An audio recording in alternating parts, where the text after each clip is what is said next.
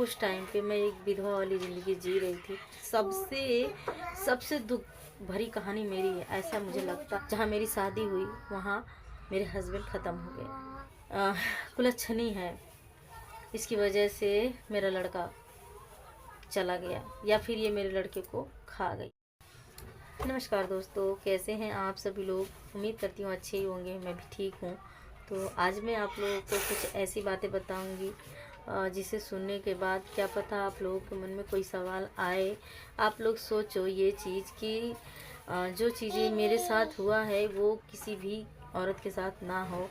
और कहते हैं ना कि जिस उम्र में खाना चाहिए, पीना चाहिए, घूमना चाहिए, टहलना चाहिए, ऐशो आराम की ज़िंदगी जीना चाहिए, उस टाइम पे मैं एक विधवा वाली ज़िंदगी जी रही थी।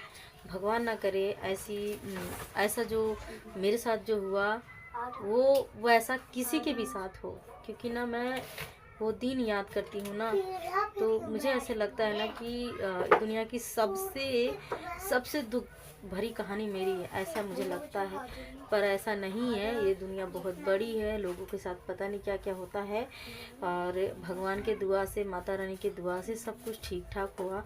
लेकिन हाँ, जो मेरी पहले की कहानी है अगर वो आप सुनोगे ना तो आप लोग ना सोचोगे एक बार कि सही बात है, मतलब ऐसा किसी के साथ कैसे हो सकता है, कैसे हो सकता। आज हमारे गोद में एक लड़की है, देख सकते हैं, और आज हमारे पास बच्चे हैं। आज से भगवान की दुआ से ठीक ही ठाक है जो भी है।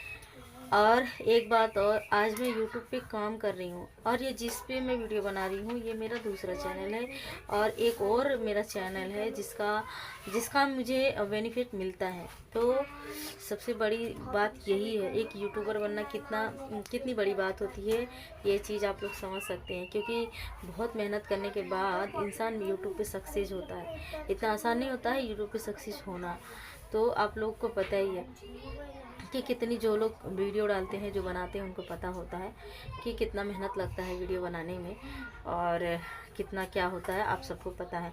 तो ऐसे एक समय ऐसा था कि जबकि मतलब जब अपने माँ बाप के घर पे थी और अचानक से मेरी शादी तय हो गई और जल्दबाजी में सब कर दिए। और उस टाइम 1 महीने मतलब हुआ था मेरी शादी को, 1 महीने के ही अंदर जहाँ मेरी शादी हुई वहाँ मेरे हस्बैंड ख़त्म हो गए। और जब वो हादसा हुआ तो हमें पता भी नहीं था कि मतलब ये ऐसा हो गया है, ऐसा हो, या फिर किसी को नहीं अंदाज़ा होता ऐसा होगा। तो अ, मैं अपने मतलब घर पे ही थी, मम्मी के यहाँ ही थी, वही आई थी 3-4 दिन के लिए। मतलब वहाँ पे जो भी रही 1 हफ्ता, उसके बाद ससुराल से घर आई। तो फिर तो आने के मतलब 3 या 4 दिन के बाद ही पता चला कि ऐसी ऐसी बात हुई। और वो भी मुझे नहीं पता, मेरे घर वालों को पता चला, मेरे पापा को और बाकी सब लोगों को। और सब लोग मतलब रो रहे हैं, मुझे कोई कुछ नहीं बता रहा है। और जब सब रो रहे थे तो मैं भी देख देख के रो रही हूँ। मुझे ये लग रहा था कि मतलब कुछ हुआ है, लेकिन इतना कुछ हुआ है, इतना बड़ा हुआ है, ये चीज़ मुझे बिल्कुल नहीं पता था। और उस टाइम ऐसी ऐसी, और मुझे कोई नहीं बताया, बिना बताए मुझे सब लोग लेके गए मेरे ससुराल। और जब मैं वहाँ गई तब जाके मैं देखी हूँ, तब मुझे विश्वास हुआ, मतलब देखने के बाद। और उसके बाद वहाँ देखने के बाद मेरा क्या हाल हुआ मुझे खुद को नहीं पता। मैं क्या करी क्या नहीं करी, क्या मेरे साथ हुआ, मुझे होश नहीं था बिल्कुल भी। और कुछ दिन के बाद अब ये समय, तो दुख तो पहाड़ तो टूटा ही था। और जब पहाड़ टूटा था तो देखिए, कहते हैं ना काली रात आती है उसके बाद सवेरा भी आता है। तो दुख तो पड़ा था, तो वो दिन तो बीतेगा ही, ऐसा नहीं है कि नहीं बीतेगा।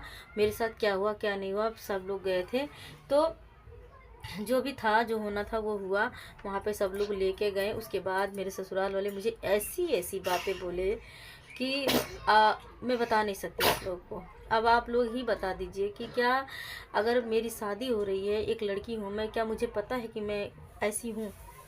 क्या मेरा पैर खराब है? ये मतलब ऐसे बहुत सी ऐसी चीज़ें लोग बोलते हैं कि मतलब क्या मैं बताऊँ आप लोगों की, कुलच्छनी है, इसकी वजह से मेरा लड़का चला गया या फिर ये मेरे लड़के को खा गई। ऐसी ऐसी बातें मतलब बोलते हैं उस टाइम पे।